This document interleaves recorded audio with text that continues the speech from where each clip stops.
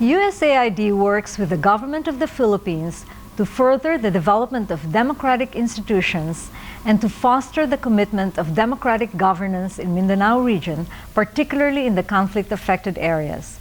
More than 8 years ago, USAID and the Philippine House of Representatives established a partnership to implement a Congressional Internship Program that would immerse promising young people from Mindanao in the policy formulation process and legislation.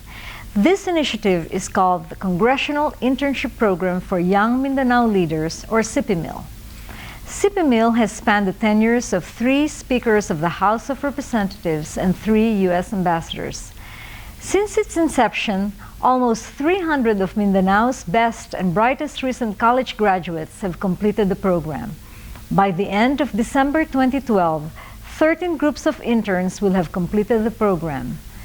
Many CIPYML graduates have assumed positions of prominence in the regional government of the autonomous region in Muslim Mindanao and in provincial and local governments. Others are making their mark in the private sector. The CIPYML graduates have retained their commitment to democratic institutions and ideals. On their own accord, they formed an alumni association and use internet and social networking sites to communicate their ideas and enthusiasm for reforms and development in Mindanao. USAID is proud of its partnership with the Philippine House of Representatives and is delighted with the success of the program. I hope, as you watch some of the program's graduates describing their experiences, you will take pride in their accomplishments.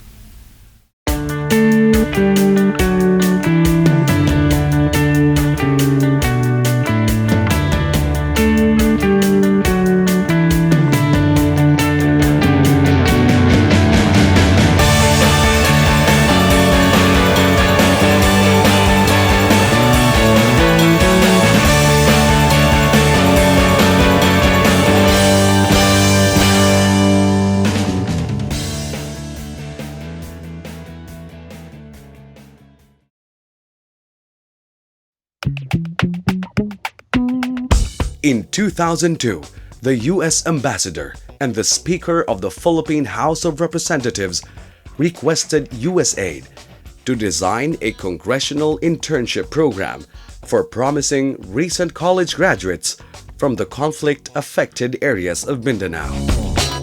The objective was to create, over time, a nucleus of promising young people committed to building effective democratic institutions in Mindanao. This was the genesis of what was to become the Congressional Internship Program for Young Mindanao Leaders, or CIPYML. Since inception in 2002, 14 cycles of the program have been implemented, and more than 300 young citizens of the Mindanao region have completed the program. CIPYML includes specially designed courses in democratic governance, extracurricular reading, and a 3-month internship in the House of Representatives, working in the offices of members of Congress or in the House committees. CIPYML is an unprecedented opportunity to learn firsthand how public policy and legislation are formed. For some of the young people completing CIPYML, its impact on their lives and career goals has been profound and continuous, as explained by former interns whose stories are presented here. I grew up in the southernmost tip of the Philippines, which is Bungao, Tawi-Tawi. But I was born in my mother's place, which is Iligan City. I went to school in Mindanao State University, from Laboratory Elementary School until MSU Science High School in Tawi-Tawi, until I took my undergrad of BS Psychology in Mindanao State University, Marawi City. But fortunately, I was shortlisted for the interview, and then all of a sudden I am part of it. I was also glad because it's an opportunity for me to see how the government work in terms of policy making. And that time I was so interested to really learn, how to make policies and to adapt it in the workplace that I am in. May narinig ako na gano'n na ang Congressional Internship Program for Young Muslim Leaders ay para daw sa mga young leaders, potential young leaders. Gusto kong mag-give back sa community in a sense na nakita ko kung gaano tayo ka-behind, kung gaano tayo kalayo sa society, na kung saan dapat ay mag-compete tayo. Yun ay binigay sa akin ng CIPYML, Congressional Internship Program, na broaden yung mind ko na ito pala ang dynamics na nangyayari, and we have to compete, we have to catch up on kung ano ang mga kulang na hindi namin nagawa. We need to educate our people na we have to be competitive in the world trends. Lumawak yung volunteerism, yung sincerity mo to do more for your community. You could do a lot by, regardless of who you are, there will be problems in the society, and there will be issues in society, and there will be opportunities to help the society. And each and every particular person would have certain gifts or circumstances when he or she would be the perfect person to do that. So it's a learning experience. The importance of policies to address development needs. Hindi ko naman alam yan noon diba? So nung nandun ako, nakaroon ka ng awareness, national issues. At the same time, lumaki, hindi ka na-confine sa communities. You cannot really just think about, okay, I'll just think about the Muslim communities, but you also get to think about the effect of that. Paano naman yung Christians, mga ganon. And anyway, nakatulong siya.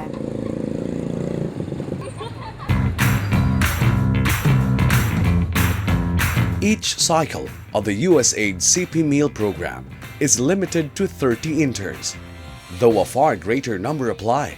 The rigorous screening and selection process, conducted jointly with the staff of the House of Representatives, is designed to ensure that the most highly qualified, most committed candidates are selected. Once selected, interns are enrolled in a specially designed introductory governance course at the Marawi campus of the Mindanao State University. This is followed by a more advanced course conducted by the University of the Philippines, National College of Public Administration and Governance. For those who have interrupted graduate studies to participate in CIPYML, full academic credit is granted for these courses.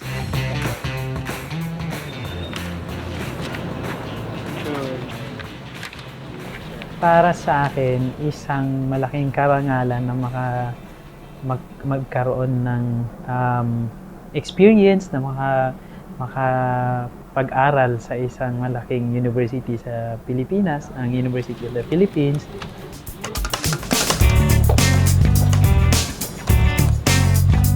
Parang hindi ako makapaniwala, nandun ako. Nung nasa UP na kami, sabi ko, ito na yun.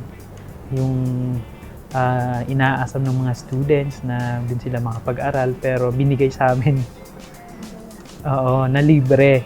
Learning from different instructors of the different colleges also was enlightening for me, because I never expected that there are really good teachers in the public administration college. In UP, we did not discuss anymore about the Bangsamoro struggle or anything, but we focused on the academic approach and policy making. Like, they taught us the step-by-step procedures on how to make our policy papers. After 2 weeks of academic preparation, the interns arrive, finally, at the House of Representatives in Manila. The things that I learned from UP-NCPAG, I was able to bring to my work at the HOR, wherein we also drafted our own policy papers. During the gig also, we were able to witness how bills are done, how laws are crafted. So from the committee level until such time that it was going to be read at the plenary. we had first-hand information of how these things are done. And I could say that it's not very simple, it's very complex. Pag-join ko ng CIPYML, I realized or I learned that passing a law is very complicated. It's not as simple as you pass a bill, first reading, second reading, third reading. Parang ang daming nangyayari in between the readings. Pag-lobby pa lang, sobrang hirap na. Doon ko siya natutunan sa CIPYML na the process of lobbying, yun ang pinaka-important. Like, you really have to have a kakampi in the Congress, in the Senate, for a policy to be passed into a law. And I said, well, maybe I can help or change policies in a different way. Like maybe I can help out in changing the policies even though I'm not part of the government. So it was something like that. Maybe it was different. The effect of the CIPYML also was different for me. It did not like Try to encourage me to be part of the Congress or part of the government, because I thought like I think I can also change it by being in the opposite arena, like being an advocate or lobby for some policies. Maintindihan ko na ngayon bakit walang tubig dyan, na dapat may tubig dyan. Naintindihan ko ngayon bakit mahirap pa rin dyan. Kasi when you get to understand things in a macro, in a higher perspective, mas nakakapag-isip ka din. Actually, after naisip ko talaga ang kahalagan ng policy and how it is hard to really get good policies and much more to implement them. Approximately halfway through their internships, interns begin working on individual policy papers, which they must present and defend to a panel of experts before completing their program. The papers represent the culmination and expression of the knowledge and skill acquired throughout the internship program and focus on public policies that, in the opinion of individual interns, are important to the future of the Mindanao region. So after 4 months of being with people coming from diverse tribal backgrounds, political beliefs, etc., despite the differences, I've come to realize that there's no I in the word team, and that when a group of committed individuals get together, great things can happen. It's very challenging to really work with various people na iba't iba yung tribes. I mean, I have to be honest, it's really, Maguindanao, Tausug, Maranao, na you get to really work with conservative yung perspective about being a Muslim, very strong ang opinion about, national government towards Muslims, national government decision. Alam mo yung mga, I think yung pinakagusto ko din is your ability to dialogue with these people, to argue different perspective about religion, hindi lang religion, about democratic processes. Marami talagang nag-benefit sa CIPYML. Hindi ako nag-iisa. Maraming tulad ko, ganun din yung kanilang pananaw sa CIPYML. So I hope the program will continue. So, hindi pwedeng ikaw lang iniisip mo. Magbigay ka pa. At isipin mo yung long range. Hindi lang sa generation natin. Din pa sa next generation. So, it doesn't necessarily mean that you have to be in a certain position in order for you to help people. I mean, you can be a small human being, a normal human being like me, trying to change things. I think most of the alumni of CIPYML nowadays have already penetrated in the government. So they are already applying the skills, the things that they have learned in CIPYML in their respective professions. For feelings, I have mixed feelings being the first female cabinet secretary. It's a big shift from having a male-dominated ARMM to now, hindi naman female-dominated, but medyo balanced na composition of officials. I owe so many things to the program. When I joined CIPYML, my life has tremendously changed. It has improved me in terms of my professional growth, yung career growth ko, my career path. It has become clearer. Actually, naisip ko na yan Tatlo lang yung gusto kong gawin. To travel, tapos to read, and then to be able to give back within my parameters. And I think with what I'm doing, I'm actually doing it. Former interns are represented throughout Mindanao. in a broad gamut of institutions and organizations, in government, in the private sector, and in non-governmental organizations.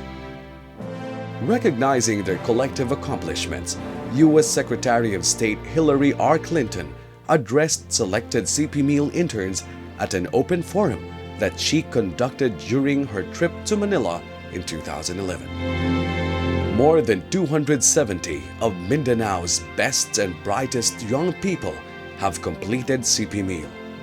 And by the end of the program in December 2012, more than 300 will have received intimate exposures to the inner workings of democratic governance. Interns remain in communication with each other through social networking and an active CIPYML Alumni Association. They remain committed, both individually and collectively, to the building of a strong, prosperous, and democratic Mindanao. USAID is gratified to have contributed to this experience. The Congressional Internship Program for Young Mindanao Leaders has afforded many aspiring young leaders from conflict-affected communities with first-hand experience in real legislative work and public policy formulation right at the House of Representatives. This special internship program involving graduates of colleges and universities in the ARMM and other conflict-affected areas of Mindanao promoted leadership potentials of the graduates as they prepare themselves for crucial roles in the future. May all the CIPYML graduates continue to be inspired to prosper and be endlessly motivated to do what is right and what is genuinely responsible for Mindanao.